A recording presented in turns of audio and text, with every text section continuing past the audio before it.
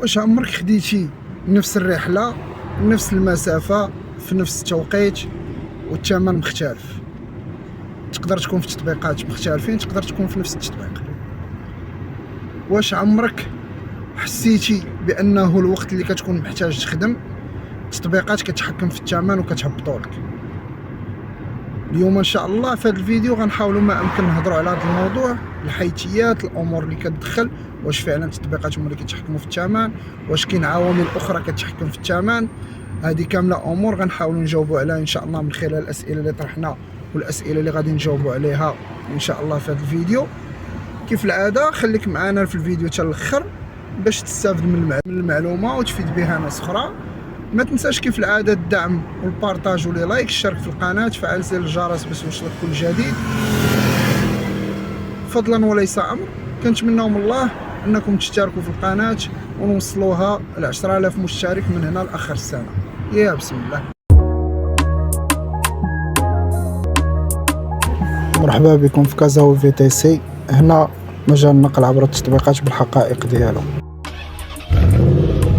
يا بسم الله، يفتح يا رزاق يا عليم، يا ربي ترزقنا من حيث نحتسب ولا نحتسب. هذه اول رحله غادي ناخذوها ان شاء الله، وحنا متجهين عند الكليان ديالنا غنحاولوا ما امكن ندوي في الموضوع. خديت واحد لاكورس من سي اف سي للسيال، خديتها في التطبيق ديال اندرايف، عطاتني واحد الثمن، نقولوا نعطيو على سبيل المثال عطاتني 25 درهم،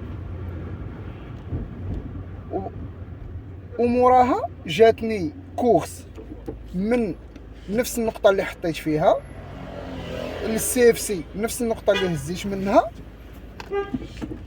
في ايباغ، جاتني تقريبا 32 درهم. او هنا تطرح عندي السؤال في دماغي، كيفاش هاد القضية نفس الكورسة اثمنة مختلفة؟ شنو واقع؟ نورمالمون خصهم يكونوا بحال بحال ولا يكونوا قراب، ولكن كاين واحد لا ديفيرونس. يعني في ايباغ خديتها في ليكونومي، نورمالمون في ليكونومي عارفين كتمشي بنفس نفس تقريبا الكاتيجوري. انا ديجا في اندرايف ما كناخدش الرحله زعما هكاك، يعني كنحاول ما امكن نقاد الثمن وناخذها بثمن معقول، كنحافظ فيه على ديك 5 دراهم الكيلومتر، ما بين 4 ونص حتى 5 ونص. دونك كنتفاجئ كنلقى واحد لا ديفيرونس كبيره. انا ملي شفت هاد القضيه ديال الاثمنه مختلفه طرحت السؤال مع راسي، قلت واش السوق اللي كيتحكم، واش النوعيه ديال التطبيق اللي كتحكم، او لا كاينه شي حاجه اخرى اللي كتحكم في الثمن وحنا ما عارفينهاش. هذا خلاني ندير البحث ديالي ونحاول ما امكن اليوم نوافيكم بهذا الفيديو باش تفهموا كيفاش الامور كتخاد في هاد القضيه هذه ديال انه كتاخذ نفس الرحله في نفس التوقيت بنفس المسافه ولكن اثمنه مختلفه. دونك ناخذوا لاكورس ديالنا نكملوها ونرجعوا ان شاء الله ونباشروا في الموضوع. يا مسهل. كما كتشوفوا الاخوان كملنا هاد لاكورس، تخلصنا الله يخلف الله يعمر. دونك نشوفوا شي كورس اخرى ان شاء الله ونرجعوا لكم ونكملوا ونهضروا في الموضوع ديالنا. يا مسهل. اول حاجه باش نبداو الموضوع ونجاوبوا على عده اسئله خصنا نفهموا بعدا بان التطبيقات لا اوبر لا اندرايف لا يانغو ماشي عباره عن جي بي اس وصافي وكتخدم، لا، كاين واحد النظام اللي هو ذكي وكيتحكم عن طريق بعض لي كريتير او بعض المواصفات كيتحكم في الثمن. اول حاجه هذا النظام كنسميوه الالغوريثم، وهذا الالغوريثم كياخذ بعين الاعتبار كل من العوامل التاليه: اولهم العرض، عدد السائقين، ثانيا طلب، عدد الزبائن، ثالثا اوقات، يعني اوقات الذروه ولا الاوقات العاديه، رابعا السلوك ديالنا كسائقين كيفاش كنخدموا. دونك هذه كامله عوامل كتدخل في هذا الالغوريثم كتخليه انه يحدد الثمن اللي كيعطيك في الاثمنه ديال الرحلات اللي كتجيك مزيان. دونك نديكورتيكيو كل حاله بوحدها، ذلك غنستنتجوا من خلال هذه الامور انه الثمن ما داخلش بوحدو في اللعبه ديال لي زابليكاسيون في الرحلات، بل هناك عده عوامل كتدخل فيه، لذلك كيكون على حسب هاد العوامل هادو. الحاجه الثانيه نهضروا دابا على الموضوع، كاين بعض السائقين كيقول لك اودي كنحس بالثمن كيطيح الوقت اللي كنبغي نخدم. ملي كنكون اونلاين بزاف وكنبغي نخدم كنحس بان الاثمنه طايحه. هنا غادي نقولوا ندخلوها في الخانه ديال السلوك ديالنا كسائقين، والابليكاسيون كتاخذ بعين الاعتبار هادشي. بحالاش مثلا نتايا كتجي اونلاين وهذا الشيء بالتجريب، انت كتجي اونلاين كتقبل جميع الرحلات اللي كتجي كتاخذها. هنا اش كيوقع؟ التطبيق كيفهم بانك انت في الحاجه. ملي كيفهم بان في الحاجه وكيشوفك كتاخذ الرحلات باي ثمن كيعطيك حتى هو دوك الرحلات اللي ما كيبغيهم حتى واحد، باش نكونوا واضحين في هاد المعلومه هادي مزيان. شوفوا هاد لاكورس بانت لنا انتريسي، راه نديرو ليه 27. دونك هو ملي كيشوف هكا كيبدا يعطيك دوك الرحلات اللي ما كيقبلهم حتى واحد. هادشي خديته بالتجربه. التجربه الاولى جيت واحد النهار خدمت، بقى واحد 4 سوايع ولا 5 سوايع، قلت راه نجرب هاد القضيه هادي. نضت كناخذ الرحلات بايتها اللي كتجي قدامي كنهزها. اشنو لاحظت؟ ملي كملت النهار لاحظت بانني تقريبا ضربت شي 20 كورسه، ولكن يلاه دخلت واحد 300 درهم ولا ما عرفت 350، يعني غير مربحه.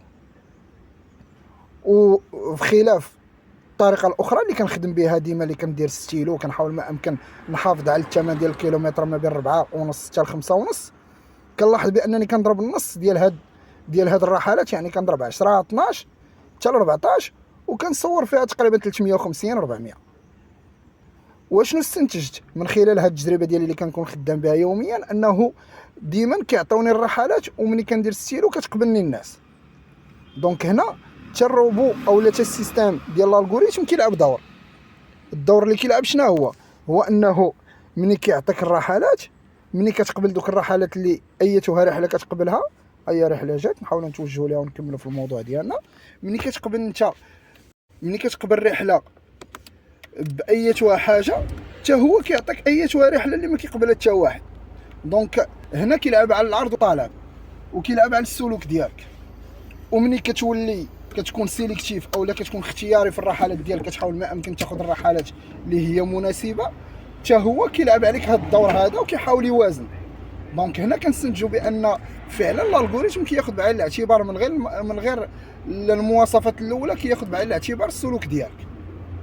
لذلك كنكونوا واضحين في واحد النقطه، التطبيقات ماشي بالضروره يكونوا كيتلاعبوا، ولكن كاينين عوامل كتساهم، وهاد العوامل هذه اللي هما حاطينها كمواصفات بالنسبه لذاك الالغوريثم كياخذهم بعين الاعتبار. دونك هاد العوامل كاملين اللي هضرنا عليهم غنستنتجوا بانه فعلا التطبيق كيتحكم في الثمن، ولكن بعوامل، ماشي كيتحكم في الثمن هكاك غير كينعسو كيفيق وكيبغي يدير لنا الثمن اللي بغا.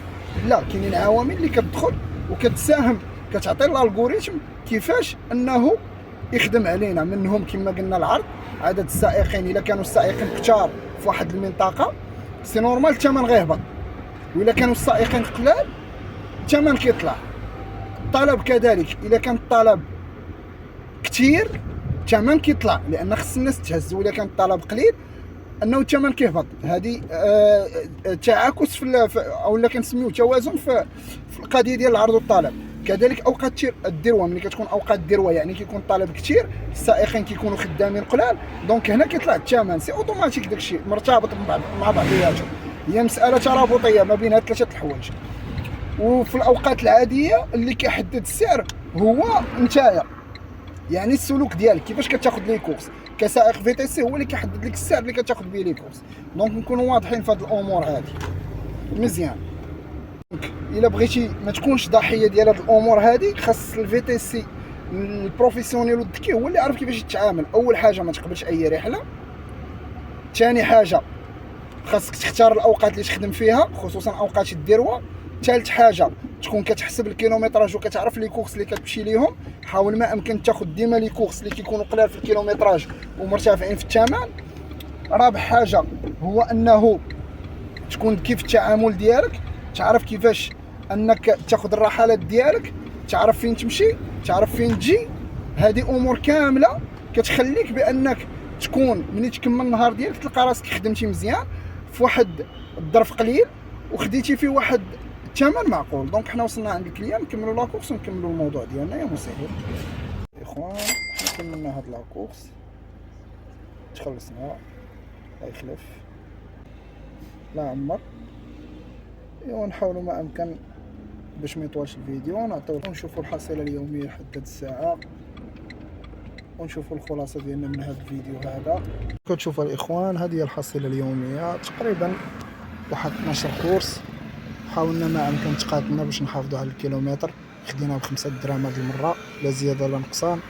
درنا واحد 261 درهم وال 260 درهم تقريبا في ظرف ديال واحد 5 سوايع.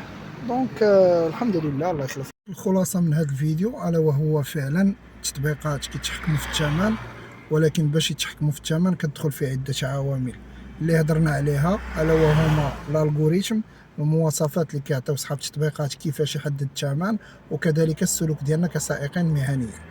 لذلك السائق المهني الذكي اللي ما يطيحش في هذا الفخ هو اللي كيعرف كيفاش يخدم، كيختار الرحلات، اوقات لقاء العمل، لي كورس اللي كيهز، كيحسب الكيلومتراج، الاثمنه تكون معقوله.